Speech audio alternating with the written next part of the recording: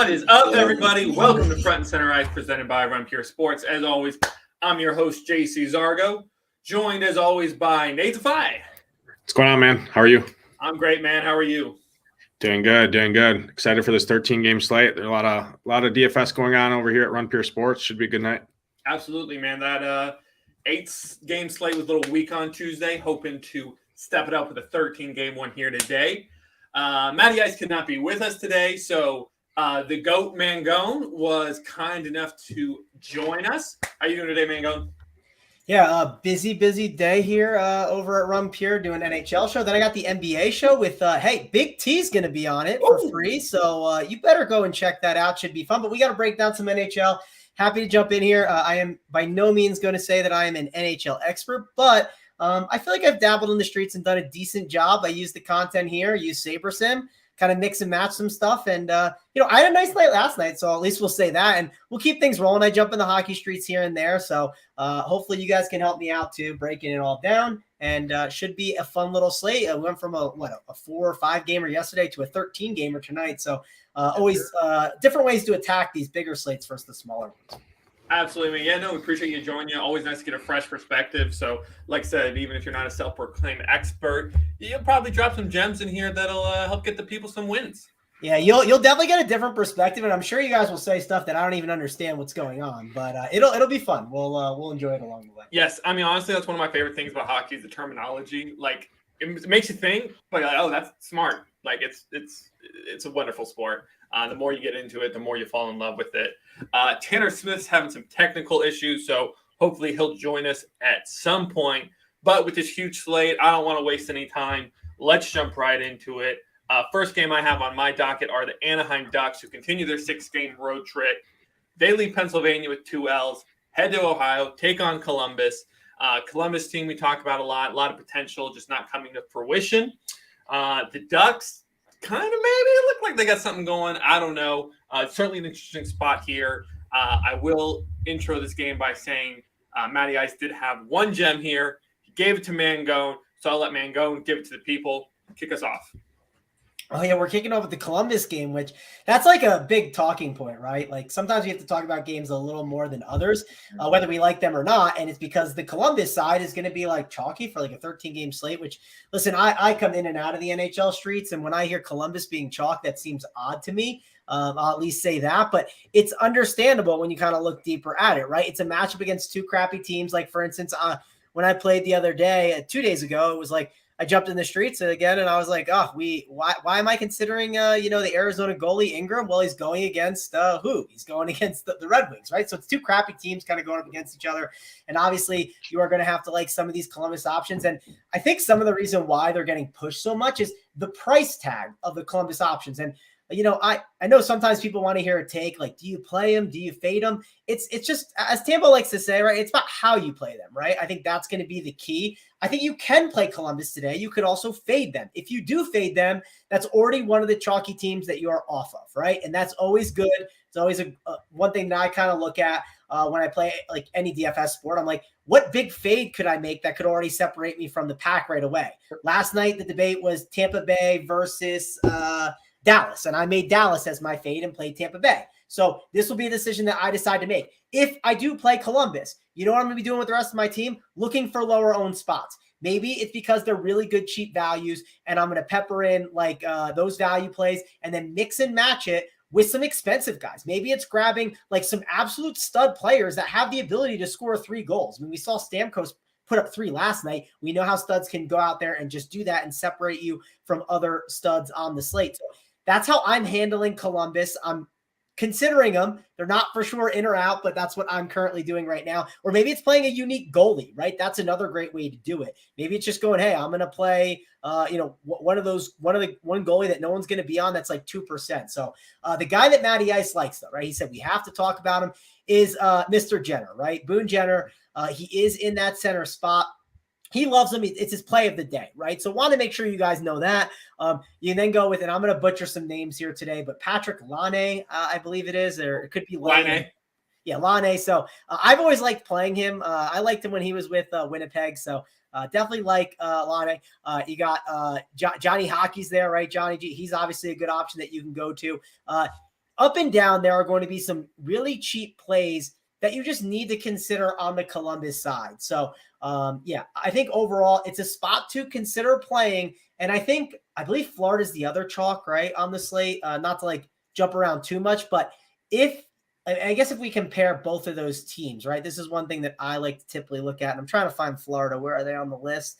Here they are against Montreal. So, the one thing that I really do like about Columbus versus Florida is I really like the price tags on Columbus because I think it just allows me to get, again, some expensive stud or two that can help maybe make me different up top, right? That's why I would lean Columbus over Florida if I had to pick. So that's my current lean on it and how I would handle it. It's kind of like stuff I like doing NBA. Let's say there's like amazing value plays like, Naz Reid, if you play NBA, he's always a great play when Rudy Gobert's out. Well, if I play Naz Reid at 80%, and let's say I want to get different up top, maybe it's not playing Jokic at 60% and it's playing Dame Lillard at 15%, right? That's just something I'd rather do because I think the amount of leverage you can get. So if I have to pick between the two chalk options, my lean is Columbus over Florida. I like it. So, that's a great breakdown. This is definitely an interesting game because also, too, a lot of times, sometimes you get two crappy teams going at it. You get a low-scoring game, which isn't good for anybody. But both these teams possess firepower, and so I certainly like it from both a betting, not as much betting, but definitely a DFS perspective. I mean, these guys. Do you like Anaheim at all? That's the one thing I'm kind of curious about because they're actually popping more than I realized on Sabre, and I didn't talk much about them, and it's because I really don't have a take on it yet, and I want to kind of get your guys' take because maybe that can help me make some decisions on it. Because sometimes, like, if a team like Anaheim ends up winning, they can really like leverage on top of that chalk in some ways where if like, let's say for instance, Anaheim's up 4-2, right? Then you get the empty netter and it's 5-2, 2 goals you can easily dodge on the Columbus side. And it can just help bury that team as well. I'll let Nate jump into that. I'll give my quick analysis. I think there's some good spots here, especially looking at the price tags. I think this game has potential to be extremely high scoring, especially if you're trying to get different. You can never go wrong with Trevor Zegras for Anaheim. Troy Terry, not a bad option either. What do you think, Nate? Let's see what you got. Yeah, absolutely. So Mangon makes a great point. Obviously, Columbus is going to be the chalk of the slate for good reasons, right? But what's interesting to me is doesn't seem like ownership's going to go to the other side here. And looking at my matchup sheet that I post on the website, I mean, it's almost the identical matchup for both sides here. Obviously, Columbus is at home, but from a numbers perspective, Anaheim has basically the exact same matchup. Both teams don't take a lot of shots, respective home road. Both teams allow the second most shots on the road and home, respectively. So from that standpoint, obviously both teams, in my opinion, numbers-wise, have the exact same upside here. So it's going to come down to goalies, right? And if I take a look at John Gibson here in that for Anaheim, I mean, he's got incredible history against Columbus. He's won the last 4 games against Columbus, last 5, excuse me. So that's a quick way right off the top. Obviously, can you play these Columbus Jackets? Yeah, absolutely. But on a 13-game slate, one of the worst teams in the league, going to be the highest owned stack of the night. I don't know if I'm exactly going to eat that. Obviously, Boone Jenner, great play. Johnny Hockey, great play, far too cheap in this matchup. But, I mean, Gibson has been known to stand on his head and basically flip the slate on its head. I know I stacked against him earlier this year, and it did not work out, right? He dropped 30-some saves and won the game. So that's a real quick way. And it's not to say that Anaheim doesn't have firepower on their team that can also score and match the scoring here. So if this game does shoot out and Anaheim does pull it out, say 6-4, they could be the winning stack for sure and outscore all of those Columbus teams. And you're just not playing a 2v2, 3v3 pivot on 13-game slate because you're on the flip side and definitely far different. So overall, I like this game, like both sides, but I actually give the lean to Anaheim in this one, I think, just from a goaltender perspective. And Trevor Zegras, I mean, he's super cheap here. Troy Terry has been a stud all year. He was in the mid-7s for a while. He's at 5,900, so that's a good price tag there. But overall, great game to to target here, and wouldn't fault anyone for grabbing either side of this one. For me, it feels more like you can grab some great additional pieces from this game. I don't feel like I'd go full stack. Is that a fair analysis? Yeah, I'm not really going to full stack a game ever on a 13-game slate just because it's very rare that you're going to dodge 24 other teams on the slate outscoring those two teams, right? So you just kind of draw yourself dead right from the start. But absolutely great mini stacks, great 3-man stacks here in this one. And I wouldn't fault anyone for 4 stacking either side. Mangone gave the reasons for Columbus, and I kind of gave some of the reasons for Anaheim in this one, but it's basically the identical matchup on both sides here. I like it. And then just real quick, want to highlight once again, Boone Jenner. That is Matty Ice play of the day. Jenner coming in on DraftKings with 5,500 price point, and he's put up roughly 20 points his last 4 games playing this Anaheim club. It's a can't miss play for sure. So I just want to make sure we get that one. Spent quite a bit of time on that one, but definitely some good information there. So I'm going to keep us moving, though. Next game on my docket is the Boston Bruins visiting the New York Rangers. After being shut out by Seattle, Boston's ripped off 3 games in a row. Looking to make it 4, though, but with Shesterkin in net and seeing how he's come around of late. Nades, if you got any targets on this one or in a 13-game slate, is this more of a stay away? Yeah, so I think this one's a pretty easy stay away. Can you play these studs on both sides? Absolutely. Mika Zibanejad, Adam Fox, David Pastrnak, Patrice Bergeron, all these guys obviously can be played any night. But on a 5.5 total on a 13-game slate, this is probably an easy cross-off spot for me. Looking at the prices of the goalies here, because obviously in a low total, right, you got to have some interest in the goalies. Jeremy Swayman, backup tender for Boston, is slated to start here. He's 8.3K. Don't really like paying up for goalie on a 13-game slate just because there's so much offense to pay for. So my lean is actually to go to the flip side in this one and go to Igor Shesterkin at 7,300. I think the Rangers can actually win this game here and pull it out on home ice with Boston traveling on a back-to-back. So that's the other bet qualifier that we always talk about right on here is first period over for goals and grab the Rangers money line in the first period as well with Boston traveling on a back-to-back heading into New York. So give me the home tender here at 7,300, and that's pretty much all I got. I like it. Yeah, another game I hate to make a call. It is a pick-em on the betting side. I give the edge. I couldn't even say. I mean, Swayman's been fantastic in net, but so is Shesterkin. I do like the under here, kind of like the Anaheim game. See it going either way. Give me the over in Anaheim, under in this one. Man, go and give me your breakdown though. Yeah, I don't really like this game that much, and Taylor Hall was not kind to me last night. It was very frustrating. So, yeah, and Boston played great too. I actually thought they were going to put up a lot of goals, so that's why I was like kind of annoyed. But yeah, back to back too, right? I know sometimes like I don't know how much you guys take into account into that, but on a 13-game slate, it's like I don't know, just another reason just like to be not as excited about this game. So I think I'm going to stay away from this one. I guess the one argument you could make is like I believe is it Bergeron might sit? Yeah, Bergeron might sit. I don't know if that's for sure going to happen, but like if he does, you could see like a value play open up that gets shot up on a line. So wouldn't hate that completely as like a one-off maybe, but not really dying to get here. Yeah, the only guy I would look at there is Charlie Coyle. He does have some decent history. He's 3,600. Does get some power play runs. So if you fall on him as last spot, he's fine. But overall, I don't love it. We the people always dropping the gems. He's right there with me. He's riding the Boston in this one. And then I wouldn't just want to call out, I mean, statistically, this is a first period game we bet. However, with Boston just crossing the Hudson for this one, I might stay away. But 13-game slate, we got a lot of betting options, so not a big deal, stay away. Rolling right along. Interesting one here. Florida Panthers visiting the Montreal Canadiens. Canadiens have been a dumpster fire this season, but they've won 2 in a row. They took a surprising win off the Rangers. They took one off Winnipeg. And now they host the Panthers. Should be a pretty high-scoring game. Definitely some DFS plays. Man, go. Anyone you like on this one? Yeah. Which game did you say? Sorry, I was looking at the Washington stack and how awful it is to stack. I can't wait to talk about that when we get there because it is frustrating. No problem. We're talking Florida at Montreal. I'll give you a second.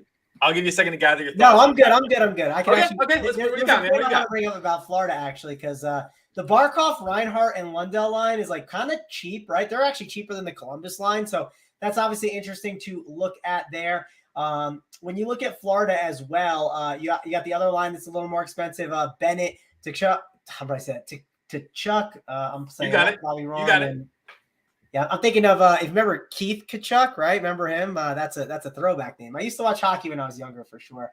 And then Carter, that they're a cheaper stack for the other line, so they're all in play, right? And I think that this value is good value. But again, it's like one thing I'm trying to go through when building out the lineups is how can I make it work with like a contrarian other side, right? It's okay to eat chalk. Like if you're gonna play Florida and Columbus tonight, I think like together, I think it's just like stupid. Like I don't know, like you're just eating like all these guys that are gonna be like 15 to 20% owned.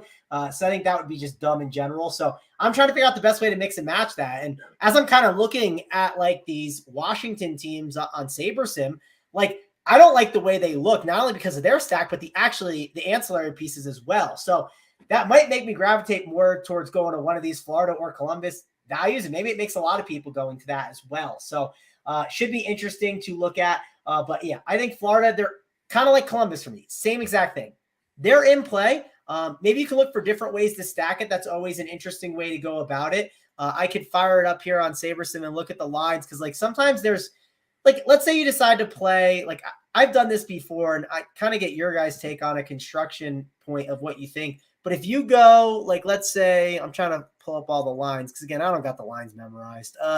Like, let's see, to Chuck and Monter, right? They're on like the second line together and the power play one, right? And then if you play it with like Barkov and Ekblad, right? You basically have two pieces of both lines. Now, could you miss like a goal or something that could be frustrating? Yeah, but that's a way where like you get the whole power play together, and maybe Nades can tell us if like it's a good like spot for like penalties and stuff where that could help them. And I feel like I've been getting exposure to both spots. And like, let's say Ekblad on like the normal line scores a goal with Barkov, right? I get assist and I get I also get the goal. If I didn't get like the third assist, that's okay too. And Shane actually said that Matthew Tkachuk is Keith's son. That's actually incredible. I thought it was, but I didn't want to be wrong, so I appreciate Shane confirming that for me. That makes me want to play him even more tonight because I used to love him when he was with Arizona. I was a big fan. I think that's a great way to play it. I will say, man, like to take the Florida and Columbus, that just feels a little dicey when you got some of the options you have on this slate. But Nades of Five, what do you think about that? Yeah, so Mangone kind of hit the nail on the head there. I talk about it quite a bit, right? You basically in that construction, right? Does it kill you sometimes because the guy that you leave off the stack, right, finds a goal? Yeah, it does. But more times than not, it actually helps you a little bit because it increases your player's ice time for your overall roster build, right? Because obviously them playing on two different lines, right? They're going to be on the ice at different times, right? Increasing your exposure to that game, basically, right? So they do have a favorable power play matchup here. Florida sitting right around the 20% on the power play, take about 3.5 penalties a game. And on the flip side, Montreal gives up about 3.5 penalties. Doesn't have a great penalty kill, so it is a good stack there from the Florida side. But I'm actually going to go to the other side of the fence here in this game. I like Montreal quite a bit, and I don't see any ownership going their way. Cole Caulfield, Nick Suzuki, I always love them on home ice here. And from a matchup standpoint, Bob Rofsky is going to be in that for Florida. Florida has been the fifth worst team in the league last 5 on the road, nearly averaging about 4 goals given up per game. Montreal is on a little stint here. They're scoring goals. I like both of their top 2 lines here, even that Kirby Dach line and Josh Anderson, Mike Hoffman.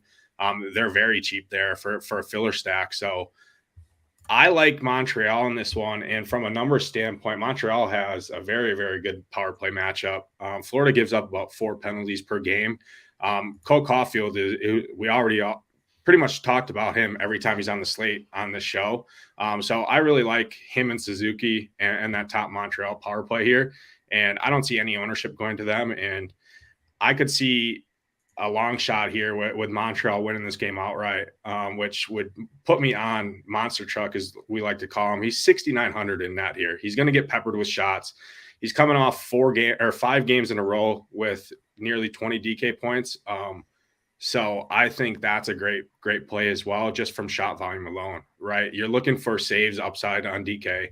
If he gets that 35 save mark, he's certainly very close to being optimal at under 7K. So I like the Montreal side in this one quite a bit, and that's where I'm going to go. I have a question for the guys that don't know the nicknames, and I do this in NBA too, right? I call guys like Boogie instead. Who is Monster Truck? Sam Montembeault, Montreal's goalie, Sam Montembeault. Yeah. Is his name. It's a very long name, so we just call him Monster Truck just to shorten it up. I get it. Trust me. I mean, I tried it when I that's a very good call up. Yeah, when I do shows, I try to be like, if I say like the name, I'll try to like circle back and like say the real name. Like if you say D'Lo, like that, well, it's D'Angelo Russell. You know what I mean? Right, like, right. That's why I ask, because you never know who's watching that has no idea. So for sure, it is funny though in hockey. A lot of time we give guys nicknames just because their names are impossible to pronounce. Oh yeah, your pronunciation is horrible. I've noticed it more in NHL, and it's maybe because like it's like a chat that I go into a little bit, but like for instance, I don't go into the tennis chat really ever, so I'm sure there's nicknames I don't know about there. But and I'm sure people think the same thing in NBA, because I know like every nickname you could imagine. Sure, right. I just want to call out. I like the over here, and I do lean Montreal puck line. I'm not sure if I'll get there on the money line, but I think the puck line's a great play. Florida, they put up 4 goals in their last 3, so I think the over is a tremendous play. And I want to call out, especially if Nades is like in Suzuki, he's plus 250 anytime goal scored tonight. So if you want to pepper that, potentially juicy payout there. But moving right along, what do I got next on my sheet? An interesting one. Chicago Blackhawks visiting the Philadelphia Flyers. Flyers coming off a nasty win against Anaheim, bringing in a Chicago team that's been playing pretty strong of late. So better matchup than you might think. However, I did hear a stat this morning that I had to bring to the table. The Chicago Blackhawks have not won a regular season game in Philly since, I believe, 96. That's pretty crazy. Yeah. So, if you want to take that, you got to ride with Philly. But definitely some options here DFS wise. Nate's kick us off. Yeah, this is one of the marquee matchups on my matchup sheet on the entire slate. The only issue is like I said last slate, Philly kind of put their lines into a blender, so correlation wise is tough. But Philly is definitely one of the top 5 stacks, probably my second or third favorite stack on this slate. We'll talk about my favorite later on, but you can't go wrong with any of these guys. Kevin Hayes last game dropped a hat trick. We were talking about Konechny and Farabee and those guys, but Kevin Hayes from the third line dropped a hat trick. So that just shows you these guys can score from all 3 lines. And I would not touch. I was on the Blackhawks last game. Gave the winner out here on this show, but they were on home ice. The Blackhawks are averaging 0.6 goals per game in their last 5 games on the road and giving up 3.5 goals. And Philly's the best home scoring team in the league as of the last month. So I'm going to side with Philly here. They have the advantage in every metric I look at. The only issue is correlation when you're stacking them. It gets kind of tough. So I would look at those top 2 lines, Konechny, Farabee, Noah Cates. Tony DeAngelo is playing well. He's still mid-price, or still right in that mid-tier for a D-man. And then Owen Tippett we talked about him last show. Our guy Jared was on him. I think this is a great spot for him as well. And that top line in Morgan Frost, Owen Tippett, and JVR, Van Riemsdyk. I think that's a very cheap stack that has a lot of upside in this matchup. So give me the Flyers. Pretty much any of them are in play on their top 2 for sure. And even some of these third liners you can dip down to here. Flyers just looking like a tremendous option tonight. Mango, you see anything that sticks out to you in this one? Yeah, I think there's definitely some interesting Flyer options. And like I think these guys kind of fit the bucket of guys like maybe in like the 2-man or like, like one-off guys. Like, for instance, like Owen Tippett, right? I think he's a pretty good one of those. Like at 4,700, he won't really be that owned. Joel Farabee, he's another one that you can mix and match in there. So I think the Flyers do have options that you should consider. For me, they're probably not going to make my 4-man stack, but like, for instance, like when I build lineups, right, I typically look at either doing like 3-2 or 4-2. 4-2 is probably my most popular route that I go when I build out my lineups. And if I do a 4-2, the Flyers could either be one of the one-offs, or I could see some of these options being in like the 2-man stacks, just because I think there is some opportunity and some upside at low ownership for one of these guys to really get there for you. Perfect. We the people calling out Kevin Hayes. I like it. Yeah, I mean, I was debating whether taking the team total over, but looking at how Chicago's been scoring these last few games, I definitely like straight over in this one. And then I was trying to see, did Kevin Hayes score last night? Oh, I got it right here. He was not on the slate last night, but he did have a hat trick against Anaheim last game. Tuesday, hat trick against Anaheim. Yeah, I mean, like just this team getting to play Anaheim, they got to be licking their chops getting to play Chicago tonight. So goals all around. I don't really think there is a bad scorer option on Philly side. Anything else from either of you guys on that game? Good here. Fantastic. An interesting one here. Matty Ice's Minnesota Wild take on my Carolina Hurricanes. Over under this one sitting at 5.5. Minnesota 150 dog at PNC Arena. Never a bad play in my mind with Carolina. I mean, but as we talk about, you see a lot of scoring, so it can be sometimes hard to correlate. Nade's a 5-man. What's your direction on this one? Yeah, another one of those 5.5 totals, 1 to 2, obviously on this slate, 13-game slate. I'm not going to be targeting a 5.5 total, especially these two teams. Carolina is one of the best defensive teams in the league. Gets home ice, so they can dictate the matchups here. I just don't think you go here in really anyone outside of goalies. Only issue is Freddie Anderson is 8K, so that's a little steep there. But on the flip side, Marc-Andre Fleury is 7,100. So I can make a case there just from saves upside alone. Carolina leads the league in shots per game on home ice. Like we say, they just shoot the puck and just hope it goes in. It doesn't matter what kind of lanes they have to scoring. They kind of just fire the puck. So that bodes well for DK scoring for a goalie. And at 7,100, if Minnesota does, which they can beat anyone, pull this one out, you get the win points there too on DraftKings. So that's where I'm going. Can you play any of these studs like Aho or Kirill the Thrill Kaprizov for Minnesota? Yeah, absolutely. But I'm not going to do it on a 13-game slate. So short and sweet for me. Yeah, for sure. I mean, it is, as we talk about all the time. I mean, Carolina puts so many shots on goal that even if Fleury gives up 3 or 4, you're probably still going to come out pretty well with Fleury. Mangone, you got anything you like on this one? Yeah, Nate, you're gonna laugh at this, but there's 2 Sebastian Ahos now in the league. Is that correct? Okay. Yeah, one's a defender. So in SaberSim, I know what you're saying. Yeah, so I thought there was an error. I was like, this is new, right? He wasn't in the league last year, I don't think. I don't remember. He was, but he hardly ever played. So Okay. Sebastian Aho, there's literally the exact same spelling, exact same name. One's the center for Carolina, the good one, and the other one's a defender for New York Islanders. Plays on like the 3rd line. So yeah, just be wary for that if you're looking at that in optimizers. Yes, I definitely don't mess that up. That would be a disaster. But yeah, I don't know. I don't see myself getting here too much. I'm kind of trying to do some stuff in Saber right now. I'm like rerunning things. I actually X'd out Columbus and Florida, not because I don't like them. I just want to see what else I'm getting, right? Some kind of different mixes if you did decide to fade them. So that's kind of one thing I'm running right now and seeing if Carolina pops up, because I thought they could be one of those teams that does. I don't think I'm going to get the Carolina, though. They're a team I was thinking a little bit about, but the more I think about it, I just don't think it's going to be a team that pops up that much for me the more I keep diving in and looking at everything. So, yeah, I think we just kind of keep moving this thing along. Right on. I like it. Take a quick break. A little sponsor moment. Run Pure. We are presented by Run Pure Sport. We do appreciate you hitting that like button. Help feed the algorithm. Help us out. We got families to feed, so we appreciate it. For those that are new, Run Pure, we handle bets. Daily fantasy is kind of the bread and butter, though.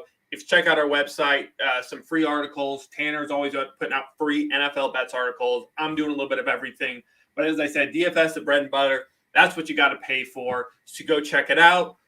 Right now, you can get 15% off. You can use Nadesify 15, Zargo 15. Is Mangone 15 a code?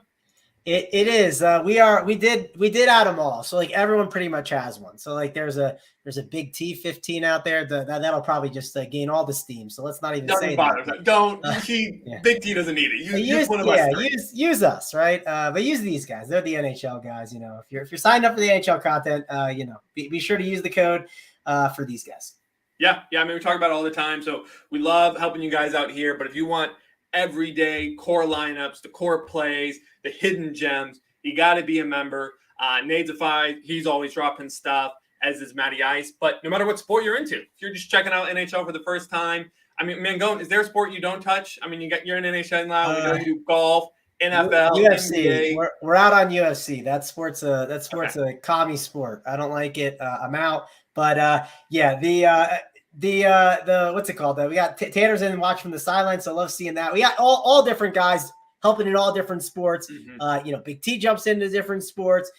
We got Kurt doing like Euro League. I mean, we have everything for you. And one thing just to mention too, like we had one member, Newens, he ended up hitting for 30K last night. And he's someone like, these are my favorite guys that kind of talk about is like, when you become a member here at Run Pure Sports, right? Sometimes people sign up and like, they're like, oh, like, do you have a lineup for me? Or they're like, why didn't I win after like a week? Listen, man, like we got some stretches where we're not winning at all. And it's pretty brutal.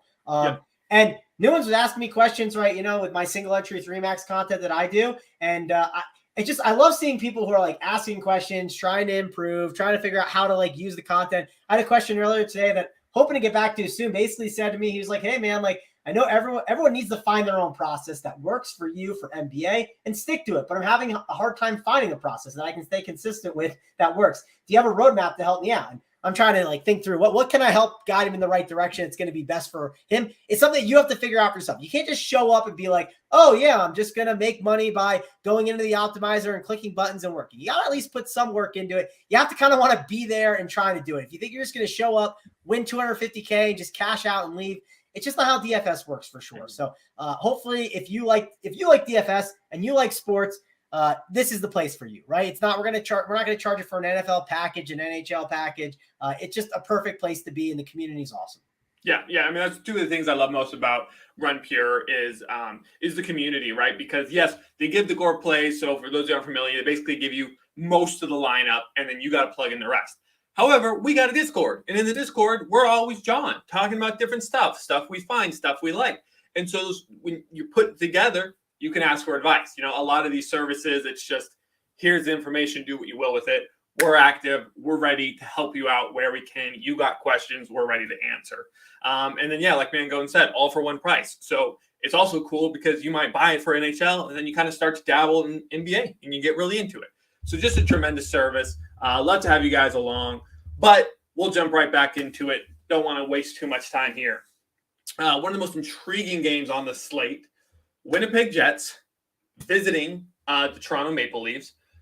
Both teams been fantastic this season. Both teams hit a couple road bumps the last few games, though. This game, edge be given to the home team. Over Anderson at 6.5. But I don't know. With Samsonov and Hellbuck in net, I'm kind of like in the under here. I could see this game being surprisingly low scoring. But Nadesify, I'm interested to hear your take on it. Yeah, so this is an interesting game. 6 total here. Obviously, 2 star-studded teams in Toronto and in Winnipeg. I do give the lean here to Toronto just because they are on home ice. They can give that Matthews line better matchups. Obviously, if you don't know by now, but the home teams do dictate matchups with the last line change in terms of being on home ice. Excuse me. So that does bode well for Austin Matthews, Nylander, Michael. Explain that a little bit more. Well, like, what does that mean? Like, because from an outsider's perspective, you just put on the ice who you want. So what does that mean? Yeah. So basically, obviously, the whole goal of hockey, right, is to give your players the best matchups, the best potential to score goals, right? There's not many goals typically in hockey games. So any little matchup edge that you can play, right? Every hockey team has 4 lines. typically your top two lines are your main scoring lines. Your fourth line's typically your bang, your check line, your bruiser line, right? That more defensive. And same thing, third line's kind of a hybrid, right? Of a defensive, offensive, kind of more defensive focus, but you do have some scoring offensive third lines in the league. But basically that's, long story short, is kind of, you're just looking, being on home ice, you can kind of see who the away team puts out there first and play your matchups based on what they're throwing out at you. So that just does give you a slight advantage when you're facing some strong teams like Winnipeg, like Minnesota, like other teams that do have very good defensive hockey lines in their depth line. So that's really all that means. The only issue is here, Matthews, 8,700. That is pretty cheap for him. I mean, he was up over 10K earlier this year. Sat out 2 games against Nashville and Detroit a couple of games ago, but returned against Boston and Florida. Coming off, I mean, his floor is typically right around 15 to 17 DK points, which is pretty solid. Obviously, it has the ceiling to break any slate, but I don't know if I really love it here just because Connor Hellebuyck has been so good in that, and you're paying a premium for these guys. But it is definitely one of those contrarian stacks that can always get there. I will never fault anyone for playing any of these stud lines, especially Toronto on home ice here. So don't hate that. On the flip side, Winnipeg, don't really love them here. They're kind of they put their lines into a blender too overnight. So they changed all their line stack and line correlations up overnight, which I typically never really like to see, because typically what that means, right, is the coach is trying to find some more scoring, some more looking for something else, right? So that goes one of two ways in terms of fantasy. It goes obviously really well, but it could go the other way, right? And mid-game shuffle, they move those lines around, and then you built a roster with guys that just have no correlation at all anymore mid-game, because coach is kind of scrambling, right? Trying to figure out what's going to work. So don't really like that for that perspective. Overall, not one of my favorite games, but you can definitely make a case for Toronto here. Yep. Always seems to be the case. The more entertaining the game to watch, the worse it is for DFS. In a game like this, there aren't really bad plays. You might go full bust, but it doesn't necessarily make it a bad play. So, Mango, do you have anything you like in this one? Yeah, this game is like, I think it's gonna be an easy fade for me. If you let's say you land on Toronto spends, because you have a cheap stack, I don't hate it, right? Not gonna be his own. Right.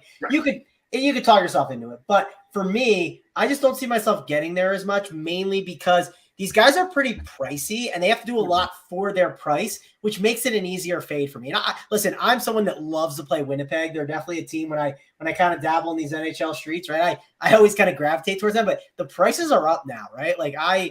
And for good reason, right? They deserve to be up on the price tags, but this is not a spot I think I'm going to get to. We got some other spots later on that I'll definitely be discussing. For sure. I mean, you're doing those cheap stacks, and if you want to plug in a Matthews or Tavares, no one's going to blame you, but I do believe there are much better spots on the board. One of those being in the Islander-Sabres game. We've been talking about for a few shows now, Tage Thompson. He finally came through with the goal on Tuesday, but the Sabres couldn't pull out the OT win against Chicago. I like him to do it again today. I mean, there's a direct correlation between the Sabres' performance and Tage Thompson's performance. Going up against Samsonov, certainly going to be a tough one, but I think there are tons of good options here. What do you think, Mango? And you see anything you like here? Yeah, the Sabres side is kind of interesting. I'll say that. I'm kind of considering that stack with. I'm going to butcher some names here a little bit. Oh, we love it, man. We love it. Thompson, Alex T. I don't want to mess that one up, and Skinner, right? But it's pricey though. That's the one thing I have some concerns with. So again, if it fits that cheap stack that I have already, or maybe it's a 2-man, right? Maybe it's grabbing just a couple of those options. But I do like that line one. I think it's in the conversation today for sure. And that's really the spot that I'm kind of considering. I know Buffalo sometimes a little weird with their lines. Sometimes there's not some easy cross correlation with them, but I do think you have to consider some of these options here for sure. Just the price tags though, I worry a little bit about. That's where I'm really struggling with the Buffalo side. It's they have to do a lot to really pay off. And you even feel too, one thing I look at with the defender sometimes is if you play Rasmus Dahlin, right? That's just going to make it even harder to make your lineups work. So, those expensive defensemen, I typically like to spend down at defensemen if I can. It always depends on the slate, always slate dependent and lineup dependent. But that also makes it even more difficult as well, because it's a talented defender that could even steal some of the production as well. For sure, for sure. We the people, he's on Skinner. Never a bad play, especially given the payout. He might find his way into my lineup. And Tanner, dropping the news. It's Ryan Miller night in Buffalo. Boy, do I love a good storyline. So I guess they're retiring his number. All the more reason to take Buffalo. But Nadefy, what's your take on this one? Yeah, so Mango nailed it here. Buffalo, I think, is actually a really sneaky stack in this slate, which is kind of crazy to say, right? Buffalo Sabres, one of the best offensive scoring teams in the league, but they, on the flip side, they obviously play no defense, so that's why the record and points total on the season isn't great.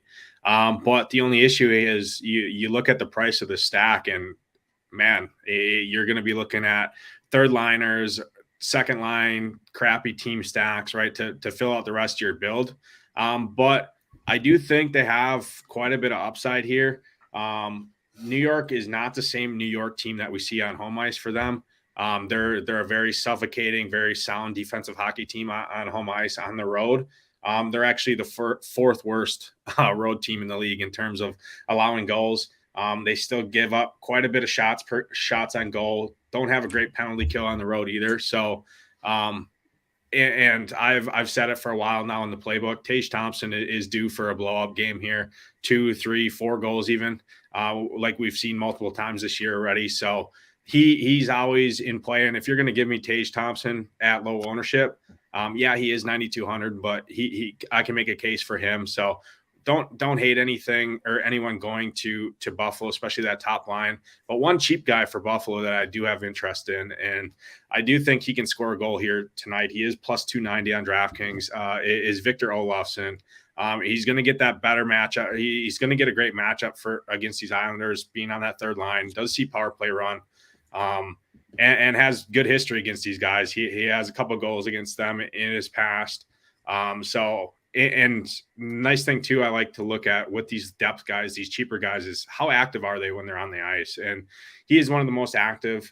You're going to find he's still shooting the puck roughly 4 times per game, which is good value. He's 3,700. So that's a nice piece you can round out your teams with. I know Mangone did it last night.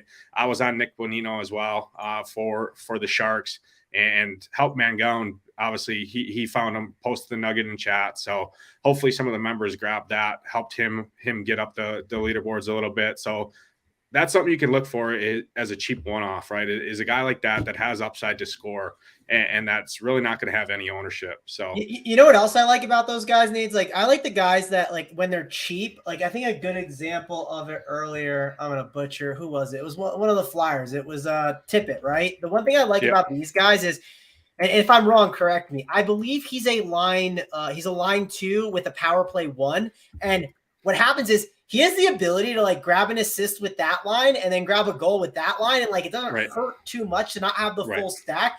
That's what I really like doing with the cheaper one-offs, especially when I think they're talented. Like, for instance, like when I played NHL, like probably like last year, like one of like the 6 times or whatever, I saw Zach Parise was like $3K. And I was like, what are we doing here? Like, I get it. He's old, right? But this dude has the ability to score goals. And he went out and like got like 2 goals in one night at like 3%. So those are the things I look for with these really cheap options. And I want them kind of separate from those other guys. I don't want them on that correlated line as much. Like a great example of this might be Washington as we kind of get there. Like that's why I played Taylor Hall last night. He's on line 3 and he's also on power play 1, where if like the Bergeron line and them all go off, well, Taylor Hall can be a piece of it. And he also doesn't have to like, he can also like go off by himself too. So those are things that I look for when I go like for these guys in like the low 5s as like a one-off, like low 4s and 3K options. Yeah, absolutely. That's a great point. And Victor Olofsson fits that build or that basically mold perfectly. He's got double dongs, double goals, or multiple 2-point goals, 3-point nights on the season already. So I like him. And actually, it's funny you bring up Zach Parise because I do think he is viable on the Islander side here. If you're feeling a little frisky, he does get penalty kill run and power play run. We know the Sabres draw a lot of penalties. They have a good penalty unit, but they're a very offensive focused penalty unit, obviously, right? So you could look for a Parise penalty kill, shorthanded goal, which is always nice. So he's somewhere there. He's 3,800, sees extra ice time with obviously the penalty kill. So don't hate that either on the flip side. Yeah, I will just say, man, from a betting perspective, I do love this game. You can't not take Buffalo at minus 125, but even that puck line's enticing at plus 194 payout. And then as we're talking about Tage, due to that cold streak, he's still plus money on an anytime goal. FanDuel's got him at plus 124. And if you really want him to go off, plus 680 for 2+ goals. And then as Nadesify called out, I'll throw a unit on Olofsson plus 260 anytime goal score. Tons of great options here. Definitely should be an entertaining game and a good one for the people. But we keep it moving. Another pick'em is the Nashville Predators visiting the St. Louis Blues. Nashville's been good of late, and St. Louis really hasn't. That's about all I got on this game. Two teams, Predators kind of fighting for relevancy. They're on the bubble in the playoffs. St. Louis probably not going to get there. But Nathan, do you have any plays on this one? Yeah, so I rode Nashville the last 2 nights. Obviously, they're having terrible puck luck right now. I watched both of those games from start to finish, kind of have the multiple screens here, have a couple NBA games up on one screen and kind of the game I'm focused on in NHL on one screen too. Obviously playing multiple sports over here. But, I mean, Nashville could have won the last 2 games like 4-1, 5-1 in both of them. I mean, they've hit the crossbar multiple times. One pass, they were on a breakaway. Forsberg slipped and missed Persistnian on a wide open goal, and he just slipped and botched the pass. So things like that is what I look for, right? It's a good buy low spot in terms of ownership on guys, right, that go in there and game log watch. Mangone talks about it, obviously, and everyone talks about it on the other sports, right? You always have those guys that click on the players' game logs and see how they're playing and just kind of blindly pick players that way. Obviously, the landscape has changed in 2023. Majority for the majority of the players, right, with optimizers and other things like that. But there is still the casuals, right, that are going to game log watch and grab players. So I do like these Nashville Predators. Roman Josi, the only issue I have with him is he's 8,800. He's a D-man. I typically, especially on a 13-game slate, like to spend more down in those value D-man. I got one coming up here later on that we're going to talk about that I absolutely love. So I don't know if I get to him, but I really like Forsberg here. I don't care. It's not Tuesday. His game log has not been great, but he's one of the guys that's been hitting crossbars like nuts. And just had terrible puck luck. Wrote that in the playbook for the subscribers over there. Juice Persistnian, I think is how you pronounce it. That's what I'm going to roll with.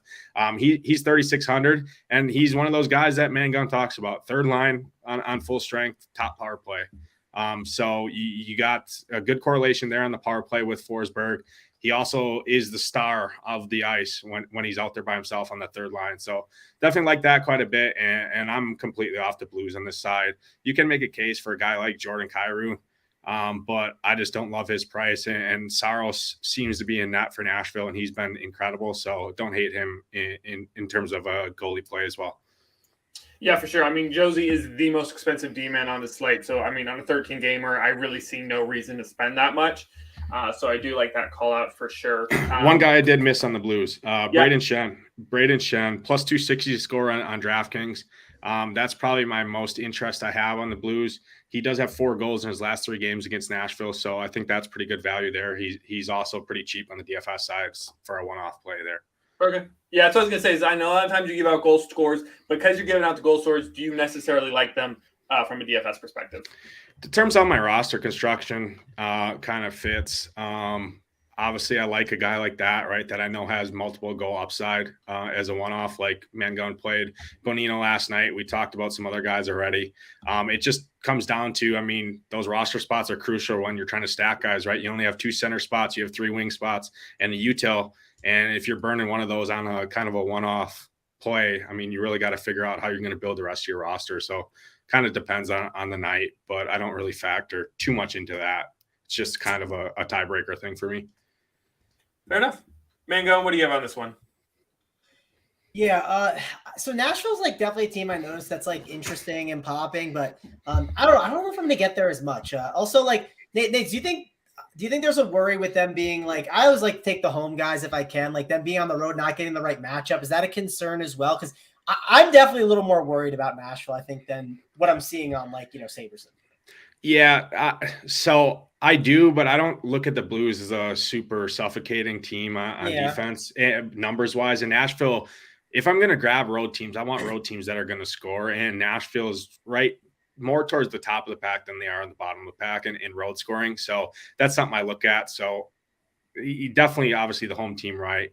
But there's teams that play matchups better than others, and then there's teams and coaches that just roll their guys out there no matter what. So. Yeah, for sure. I don't know. They're popping for sure. Like I noticed it. Like not trying to talk anyone on or off them. Right. They're not like my priority right now. But yeah, I don't know if I'm gonna get there. We'll see. I think some of their price tags can make it a little bit tough, right? Like too, because again, they kind of fit the bucket of like, man, like you play Nashville, you don't play Josie, like you feel like an idiot, right? Like not to say you're dumb for doing it. Like Ekholm's obviously a good cheap option that you can go to. Like I like these like cheap defenders that have some upside. Like Toews yesterday was a great one. You know, you can make a case for Johnson as well.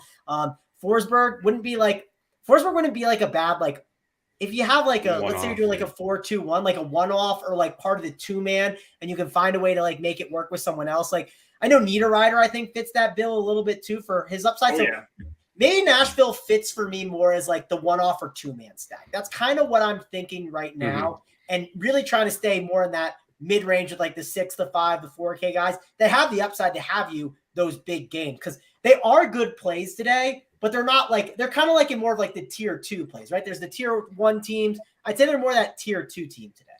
I agree 100%. They do lack some of the upside from your perspective, right? Because a lot of the names, right, aren't some of these teams that have a star-studded top 6, right? So when you're in terms of full stacking, that's what hurt me a little bit the last couple of nights, is just the upside there. So it is definitely a better mini stack, 2-man stack, 3-man max, three-man stack, I would say here, but definitely good filler pieces. I think popping is the first perfect word to explain Nashville, because, I mean, they started the season horribly, and now they've kind of found themselves on the playoff bubble, might snatch a wild card. At the moment, the Flames have passed them, given their play, but I like that. It's a good description for them, Mangone. We'll move along, though. Game we kind of keep alluding to. We'll get into it right now. The Capitals visiting the Arizona Coyotes. Capitals have lost 4 of their last 6. Everyone knows we love the Coyotes at home. We were on them on Tuesday. They took care of Detroit in a shootout. Do they have the juice to do it again here in 8-5? Yeah, so typically I'm the Yotes whisperer. I love them on home ice, but I'm going to be off the train here tonight. They just have not they haven't impressed me, and Washington's actually a really good road team in terms of defense. And on the flip side, Arizona, yeah, they can score on home ice, but they also give up a ton of goals on home ice. Karel Vejmelka, I think is how you pronounce it, goalie. He's 7K flat in that. You can always punt with a goalie like him, that if the Yotes do somehow pull out a win, which obviously they're better on home ice, he can make a case there just on shot volume alone. But I actually do. Washington has one of the best matchups of the night. The only issue is you look at trying to stack them up, and woof, it's tough because these lines are just brutal. Obviously, Alex Ovechkin, no one needs to tell you you can play a guy that's got 814 goals or whatever he has in his career, right? He's chasing Gretzky. Obviously a great play, but he's 9K, so you pay for it, right? And he's one of those guys, right, that can literally bury your lineup. If he doesn't go out there and score 20, you're not going to find him on the 20 minimum. You're not going to find him on the winning team, especially on a 13-game slate. But there is some cheap guys here. On the flip side, on the Yotes, if you really need to, you can grab guys like Lawson Krause that are playing good. Dylan Guenther, I think he's playing well. He's 3,600. Don't hate that. Or a Barrett Hayton. Barrett Hayton, he's been having a great season. He's under 4K, gets top power play run as well. But overall, I do think the Caps handle them pretty easily here. The only issue is trying to stack these Caps up. And I know Mangone's been playing around with it. So I'll kick it over to him to kind of fill it out in terms of the Washington side. Yeah, I mean, this Washington side, It's kind of annoying to stack, right? That's like the one thing I've been frustrated with when kind of diving in. I did see Coyotes popping up a little bit, and I was pretty shocked to see that. It wasn't something that I totally expected here. And I'm stalling a little bit just so I can get to this because I had a different run up on Sabre, but I do want to get to Washington because the lines that I noticed, and by lines I don't mean lineups, right? I mean the actual hockey lines. The thing I keep seeing that's very, very frustrating is as we kind of build out our teams with Washington, a lot of the teams go Kuznetsov, who's like 5,100, great like one-off guy if you want to get exposure to him. Backstrom, another one of those other good ones, I think.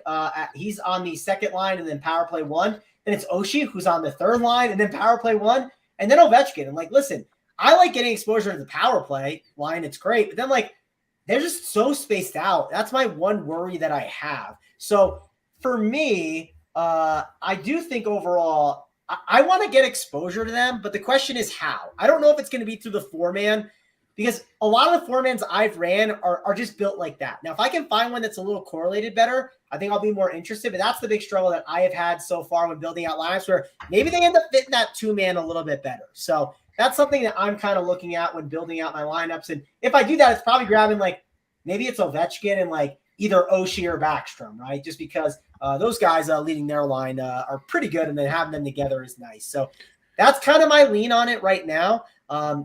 It's tough because I really want to play Washington, but I'm just, again, stacking it is not the easiest right now for sure. Eric S in the chat, I do know this is a hockey show.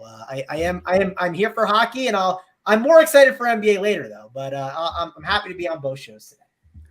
Yeah, Eric, I mean, Mangone still gives the hockey winners. He almost shipped the tournament last night. So he knows his hockey. He knows how to play it a little bit. So he's here providing winners. But I'll admit, Nate, I've gotten better over time, and I do enjoy it. Like it's definitely one of those. I think it's a fun sport, I think, right? Like Yeah. from a roster construction standpoint, and you don't need to play a lot of teams, right? To give yourself a chance, in my opinion. Yeah, I prefer it more than MLB, which like it's correlated similar to MLB. Who knows? Yeah. Maybe I'll find ways to like MLB more. MLB just has not been my favorite sport. I agree. The correlation of it can get frustrating, but I do like the correlation factor on hockey. And I feel like there's times where you can just like cross stuff off because you don't like it a lot easier than baseball. Because baseball, it's like, yeah, whatever. I know you're just messing, Eric. I'm just messing back. I did want to add too on the Washington side. So they have one of the best power play matchups on the board, and their road power play is elite at 40%. And that's why they're popping so much, right? And another thing to call out that I think is important when we look at these Washington teams, which maybe this puts me over the top on it, like Backstrom's only 3,500. What does he really have to do, right? He doesn't have to do that much.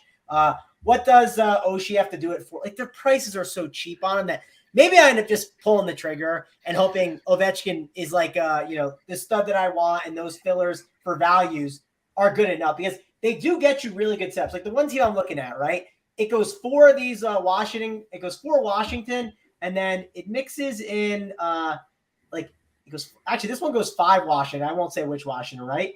Then it goes 2 Flyers that I liked, and then it has the money to go Jeff Skinner. Like it has the money to go like a 7K up guy. Right. Like there's ways to definitely make it work. So overall, I do think Washington's a good team, and they're definitely gonna be one of like my teams that I'm like. You might look at my cores later today and be like, oh, there's man going on Washington.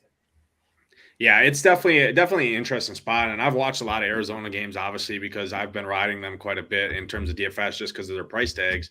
And they do take a lot of stupid penalties. And, man, you put a 40% power play unit out there on the ice against the Coyotes and Veggie is like we like to call them in net. I mean, if they score 3 power play goals and that's their only goals all night and you have the power play stacked up, well, you're sitting good, and it doesn't matter about your full strength line correlation, right? And maybe they just pick up a couple shot on goals and things like that. So it's definitely an interesting talking point, and you're going to have to figure out really how you're going to want to build it and really take a look at Eric Gustav as well for Washington. He's the D-man that runs that point on the top power play there, which it typically – if you think of it as a quarterback in NFL, he's the one that's obviously setting these scorers up on the power play. So definitely like him too on your power play stacks there for Washington. You know, it's a great 2-man that I might do is going him with Ovechkin and just calling. I was going to say that. Yep. Like, yep. I was going to say that. I think that's like, I haven't messed with it much, but like just looking at these teams, and like yesterday, for instance, like I didn't even like take a team from Sabre. I kind of hand built whatever I put together. It was like a mess, but I figured it out and it worked out. I might end up doing that a little bit today just because I'm struggling a bit. But I think that combo of Ovechkin, like if I had to pick a stud to like was the best stud today, it's Ovechkin for me. He's the number one option. Yeah, I agree. It's funny you call that. That's kind of the one bet I have on this game. YOLO's calling out a Darcy Kemper revenge game. I don't hate that. I think this line's perfectly placed at 6. I could easily see it going over or under. But with Ovechkin, he's just always on point. So seeing him go 2 games without a goal, that's definitely the one play. Catching an even money, I like Ovechkin to score a goal here for sure. At that hour mark, 4 games to go, though. We'll see if we can power through this. Anything else you guys got on that game? Good here. Cool. Next game on my slate. It's an interesting one. Tampa Bay Lightning visiting the Edmonton Oilers. Tampa Bay has won 5 games in a row. The Oilers have won 4. Suddenly they find themselves in playoff positioning. They got Evander Kane back. Nate's a fine man. Is this a spark they needed to get their season rolling? Man, this is an interesting game, and I think it's crazy to say with these two teams, but I think it's a better real-life hockey game than a DFS game. Sure. Just because if you look at it here, Tampa just laid a touchdown last night, obviously printed money for us over here at Run Pure Sports. Every core had Tampa littered in it, helped man going out. But Tampa is now on a back-to-back with travel heading into Edmonton here. Evander Kane does help their defense a little bit. Obviously, he's got another game under his belt since returning from that nasty injury he had. But at these price tags, these guys are extremely expensive from a stack perspective. And they don't even have really cheap guys that you can throw in and feel confident about. So that's what makes me not really like this too much. If I'm going here, I'm going to the Tampa line too, right back to Stamkos and Killorn, just because Alex Killorn gets power play run, obviously correlated with Stamkos on full strength, and he's playing well right now too. He's active. He's mid-4s, I believe. So that's really my only interest here. Obviously, can you play McDavid, Leon, Draisaitl, and Zach Hyman and these guys? Absolutely, but they're super expensive, and you really need them to pop off to find yourself in an optimal build. Yeah, can't argue with that. Like I said, pretty standard when you got a good game on ice. Mangone, you find any gems here? Maybe you could talk me into like an Edmonton piece or two, but like this game seems like a fade for me. Like maybe one of these like Edmonton guys sneaks on a team, but I doubt it. So fading this one, and we can keep this thing moving along. Fair enough. And like I said, on a game this tight, I don't really want to give any betting picks with so many options available. So we will just keep it cruising. Another interesting one. Detroit Red Wings visiting the Las Vegas Golden Knights. Vegas on a bit of a losing skid, as is Detroit. So something's got to give for one of these teams. Hard not to bet on the Golden Knights taking on the Wings, but they haven't been as dominant at home as I would like to see. So what do you have on this one, Mangone? Yeah, I don't think I'm going to get too much behind VGK. I mean, I guess the one thing I should call out, like, the Eichel price tag, Stevenson and Kessel, it is good. Like it's cheap, but not dying to get there. There's a team that I think me and Nate are going to disagree on later on that I like more for value instead. So I think we'll just keep this thing moving along. Nate's fine, man. How do you explain a team that's this good having such a poor record at home? Well, so Eichel was out for some time there, but I mean, these lines are kind of all over the place. I'm seeing a couple different projected lineups, obviously on Daily Faceoff, which I kind of use as my Bible a little bit for lines. That Phil the Thrill Kessel, old man, he does have a cheap price tag, and Jack Eichel's price is very nice, as Mangone pointed out. I don't mind that second line as well, and Riley Smith, William Karlsson, and Jonathan Marchessault. I think that's nice. So any of these top 2 line guys, I think you can pick off here. It is a good matchup. Detroit is the 3rd worst road team in the league, allowing nearly 5 goals per game. It's just some reason I just don't love this game too much. I think Vegas definitely makes a lot of sense, but I don't know if I get there, but definitely good plays for sure. Fair enough. Cruising right along. Another intriguing one, I know I'm saying that, but these games closing out this slate will definitely be entertaining for sure, are the New Jersey Devils visiting the Seattle Kraken. After the Kraken's historic winning streak, they've lost 2 games in a row. However, the Devils have now won 5 games in a row. So, Nadesify, man, do the Devils keep rolling, or do the Kraken have a bounce back spot here? Yeah, this might be the game how me and Mangone disagree here. I think Jersey's my favorite sack of the night. Wow. Jack Hughes is absolutely on fire. And DK refuses him to price him up against some of these studs like Austin Matthews and these other guys, and he's shown equivalent, if not more, upside, especially as of late. I mean, in his last 10 games, he's got 3 games over 30, and the rest are all over 25 for the most part. So, like, he's definitely producing. Definitely gets a good matchup here with Seattle, who've been allowing right around 3.5 goals per game on home ice, and their penalty kill sitting at 70%, which obviously Jersey has a good power play as well. But one guy I did want to call out here as a value guy, kind of on both sides here. Oliver Bjorkstrand is plus 280 to score. He's got 4 goals in his last 4 games against New Jersey. So some reason he must just play well, get up to play these guys. So don't hate that. Vince Dunn's playing good for Seattle as well. He's cheap. So Seattle does have a lot of very cheap pieces to round out your teams that I wouldn't fault anyone for going to. But my favorite cheapie on the entire slate is Damon Severson. Gets power play run. He has a goal in 2 straight games against Seattle. He's plus 550 to score. So last time I gave out plus 550 was Seth Jones. He double donged for us on Tuesday. I'm going back to the well here with Damon Severson, and he's 2,900 as a D-man. So fits the build on typically how I like to build rosters. Sounds like Mangone likes to build rosters that way as well. Find these cheaper D-men and pay up for these wings and centers. So that's where I'm going to go. Overall, definitely like Jersey in this one, but you can find some cheap pieces on Seattle.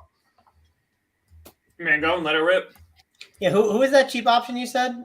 Damon Severson. He's a D-man for Jersey. 2,900 on DK. What line is he on again? Curious. Second line, second power play. Okay, so like, Jersey's a team like when you look at the slate, like just like without building anything, right? You just look at it, you're like, wow, Jersey makes sense today. And like, I'm not getting them as much, at least in a 4-man stack. The 2-man, I don't mind. Like, I think if you like, again, if you go like this Columbus or Florida chalk, right, you pair it with like a Hughes and a Brett as like a 2-man. I don't think that's bad. I think you can make the case for some of these other options. Like, for instance, you could put Hughes with like Mercer and like Eric Holla, but like, man, like those guys are like not dying to get to, right? You could make a case to play like Nico and pair him up with Jesper as well. Like, so I think I'm considering Jersey more in like the 2-man stack, or maybe a one-off. If I land on a Nico, great. Like, that's fine. But I just don't know if the 4-man's going to get there for me. I have noticed it on some teams, but I feel like I'm forcing it when I look at it. And that's normally the thing that when I use an optimizer, I get myself in trouble with, is when I force things. So I don't think I'm going to force it. If I organically get it, that's great. I notice them more in 2-man stacks, but they're very intriguing, but not really dying to get there in the 4-man stack. Yeah. Yeah, no, I get that. I'm with you there. I mean, looking at this one, I don't really know. Ball's on Nadesify to take a stand here. I just don't know. I couldn't possibly make a prediction on this game. So that's why we got a 3-man panel, so someone can have an opinion. So we appreciate that. And then just circling real back to the Vegas game, Tanner loves Hill safe prop, says it's money. He couldn't join us today due to some technical issues, but be sure to check out his free Best Bets blog, Run Pure Sports, on the bet side. One more game to get to. Closing it out, as always, are the LA Kings. They're hosting the Dallas Stars. VIP not in the chat to back his squad, but that's all right. The Kings receiving that edge at home. Otherwise, pretty tight game. Looking like I see Wedgwood and Copley in net. What do you got on this one, Nadesify? I'm just going to toss it right to you. Yeah. So this isn't the greatest hammer game. Dallas, we obviously saw them last night. I do think they come in a little bit more motivated. Kind of blew the game last night. That was kind of frustrating there. They kind of just laid an egg in the second and third period there and obviously let one slip. So I definitely do like going back to some of those teams that kind of just got embarrassed or kind of basically just dropped the ball. But I do think so this is another bet qualifier. Kings first period puck line, first period over in goals, first period over 1.5 goals. The Kings have been playing great. Kevin Fiala on that third line, top power play, fits the mold. He's 6,500, so a little bit more expensive than I like to pay for maybe like a one-off guy. But don't hate him. Drew Doughty, D-man, he's 4,600. He's playing absolutely incredible and has one of the best, if not the best, defensive matchups on the entire slate. Dallas allows top 5 in the league in DK points per game to the D position, and Drew Doughty is one of the best. So that's a very cheap price tag on him. He's playing incredible right now. Adrian Kempe and Hans Kopitar, I do think are good plays as well. So from a plays perspective, I do definitely like more Kings plays in this game, which is kind of crazy. But with Wedge projected and likely slated to start here for Dallas on a back-to-back, I definitely don't mind it, and do give the Kings the edge here on home ice with the matchup advantage. Love it, man. Go and close us out. Yeah, this is where I think we disagree. I mean, listen, like Nade's like literally like, did you do the playbook today, Nades, or was it Matty? Yeah, so I do the bottom up and Matty does the top down. All right. Well, so you're in the playbook, like talking up all these plays, and then you don't like it as much. I even heard you like stroking guys there, like, oh, Doughty looks like he's in a great spot. Fiala. Yeah, so I brought him up. Yeah. How do you not like it? Like, how is this not? Scott Wedgwood's in there. We're scared of Scott Wedgwood. Right. That's what I just said. So Second night of a back-to-back. Dallas hasn't looked good lately, right? I mean, Correct. Yeah. So that's where, like, talking through it from a numbers standpoint, the numbers don't point to it, but like in the playbook, right in the playbook, and just talking through it right here, I definitely mentioned a lot more Kings than I did Dallas. So that definitely increases my interest for sure on the Kings side, and they have been scoring on home ice here. They're playing well, and these price points are very fair, especially on Drew Doughty. I mean, that's one of my favorite plays of the entire slate for sure. So they kind of feel like that tier 2 team to me, right? Where, like, for instance, like, yeah, you're gonna like Florida and Columbus better, but like Kopitar at 5.4 paired with like Doughty at the 4.6 price, Kemp at like 4.9. I mean, these prices are great. Plug in Fiala too if you want, or maybe even if you want to stay away from him, you can. But like, he's on that power play line, and you kind of get him off that separate line. You said the dude's on fire, right? I like the ride guys who's kind of running hot. So hard to argue with the Kings. I think that's a team like. The more I've looked at it, and that was when this is when I did the run, right? I got rid of Columbus and Florida. The team that popped up next for me, it felt like was the Kings that were interesting, of like that mid-tier kind of team, that cheaper option. And again, Dallas on the second night of back-to-back, I guess the one thing maybe you can try and sell me on is like, they can control the lines, right? The Kings, are they going to have a really good matchup because they have the control being on the home ice, or is it going to be a tougher matchup than I'm realizing? Yeah, so they're gonna throw their more defensive focus, which I think Kopitar and Kemp are gonna get, because Kopitar is obviously a good defensive center. I think he's gonna grab the Robertson line for Dallas, so that might bode well for a guy like Kevin Fiala too. But overall, I mean, these Dallas guys are not playing great, and these Kings prices are super cheap, and I don't think anyone's gonna go to them either. So that's the other side on the DFS argument, that why I think they do make a pretty good contrarian stack.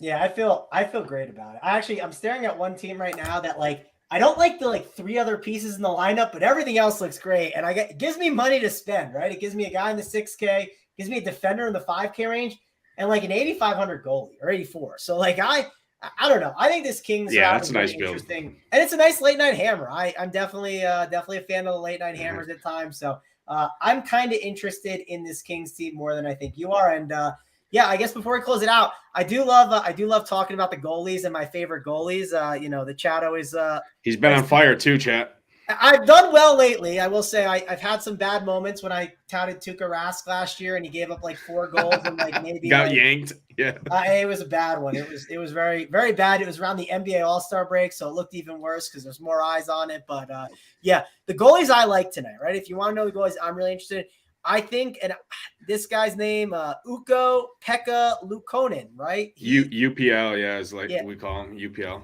Yeah, I think he's a really good goalie today. He's one that I'm definitely looking at. I don't mind maybe grabbing a Phoenix Copley against the Dallas, because, again, I don't think Dallas is being that impressive right now. So that's another goalie that I think I have some interest in. I wouldn't mind Saros even on the road. I know we talked about like in Nashville not being that scared of St. Louis. I don't love taking my goalies as much on the road, but Yeah, I think those are like the three that I wouldn't mind. I wouldn't mind Darcy Kemp if you really had Kemper if you really had to spend up, but I don't know. Those are the three that I'm really kind of on as options I like, and I always like to put the goalie in the core. If you don't want to ride with the goalie, that's fine. You don't really have to. It's okay, but I prefer it. I think it's fun, and I like trying to find like lower owned goalies. It's kind of like in baseball, pitchers. It hasn't been a thing as much as like maybe like 2-3 years ago, but I do think finding a really nice low owned goalie can be a huge difference for you, especially when that chalk goalie does fail.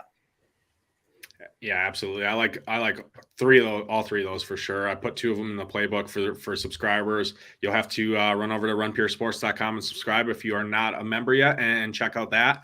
But yeah, definitely, I think this is a great spot. And Mangone kind of called me out a little bit. I did talk him up quite a bit in the playbook and even on the stream here. And but I prefaced it with saying I don't like this game much, but might have to circle back there and give it another look. I just think Scott Wedgwood's so bad, right? Like I agree.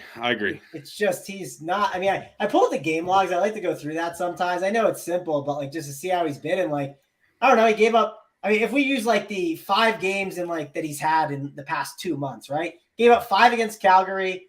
He gave up 2 against Anaheim, and like Anaheim's not good. Gave up 5 against Carolina. He did play well against the Devils, but that's a revenge game, right? You know, he wants to obviously get back at him a little bit. And then gave up 6 against Minnesota. So, I don't know. Obviously, I'm like kind of cherry picking a little bit with saying the revenge thing, but what I'm getting at is Scott Wedgwood's not good. Second night of a back-to-back. They're traveling. Kings are playing good too, so. Yeah, it just a lot of lines for me that I think is really intriguing. So, yeah. Fair enough. I like it. I like the take. We got some good stuff here, guys. Real quick, we'll get to best bets in just a second. But before we do, be sure to hit that like button for it. Give it a nice smash. And then I always like to run through our anytime goal scorers for the people. And then we'll hit up Mangone for his favorite bet and or favorite DFS play of the day. So in order, we got Ovi, even money, anytime goal scorer. You can catch Tage Thompson, anytime goal scorer, plus 125. Olofsson, plus 260. Severson taking the money though, plus 620 anytime goal scorer. And I also don't hate Tage Thompson, 2+ goals, plus 680. So those are some juicy plays for y'all on the betting side. But Mangone, kick us off. What's your favorite play of the day? Yeah, I'd say let's go with the Kangs, right? I'm gonna go with that Kings line. I really like them. It's just that's the line I think that might end up being in my core. I hope it ends up being in there. At least I'll say that. I'm trying to find a good one right now that I can just plug in there, call it a day. So give me the LA Kings line. I absolutely love the late night hammer tonight. Names of 5. Yeah, that's a great call out there. I think my play today, I talked about him quite a bit. Damon Severson. I just don't really see the fault. The 2,900 D-man is really never going to kill you, and he's seeing 25 minutes per game, and is active when he's on the ice. So I like him quite a bit. And I think my spicy bet of the day is that Montreal Canadiens money line plus 205. I think they can get it done on home ice against Bobrovsky and these Florida Panthers. And I'm going to flip the script there and grab them in DFS as well. And kind of jump when everyone else is going to the other side with Florida. So that's where I'm at. I love it. So I think Buffalo minus 125 is a tremendous play, but I like the plus money next to my bet. So give me the Buffalo minus 1.5 plus 194. Those are my plays of the day. Names of 5 great as always. Mangone, we appreciate you joining us. Appreciate you, man. That's sorry, all thanks. We got. Yeah, no, I had an awkward pause. Yeah, no, happy to be here. It was a lot of fun. I don't know why I froze for a second, but happy to be here. We got the NBA show coming up next, so just pop over there. I'm gonna try and get some. I'll get my NHL stuff up maybe an hour or so before. I got to get my NBA stuff kind of moving. That way I get that going. Going to be hanging out with JT Hayes and Big T. And that's a really fun show. So be sure to check that out. We got, 4 NBA games to break down. Will be nice and easy. And it's 30 minutes after the NHL lock. So be sure to do that. Thanks a lot for having me. I can always step in whenever you guys want. And let's hopefully run pure tonight. Mango is the go. We appreciate him as always. He does it all. Be sure to check out that NBA show. Appreciate you all joining us. Run pure, baby.